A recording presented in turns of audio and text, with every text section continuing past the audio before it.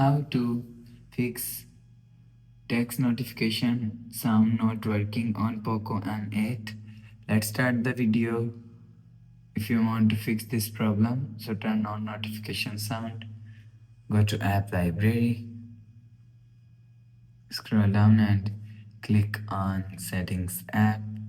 Now in setting, scroll down and click on sound and vibration. After click on sound and vibration, click on, you will see turn on notification sound and increase media sound. You will see after turn on notification sound, go back to home screen. You will see your problem is solved. If it not solved, so restart device, click power button and volume up button at that time, and you will see. And after restart device, your problem is solved. If it's still not solved, so click on settings app.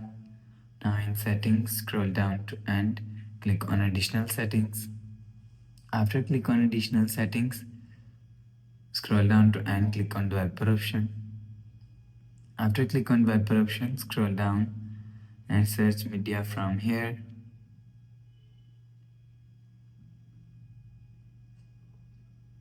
And click on media DRM settings, and you will check your software update is latest.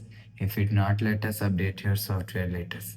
After update software, go back to home screen. So that's how you can fix text notification sound not working on Poco M8.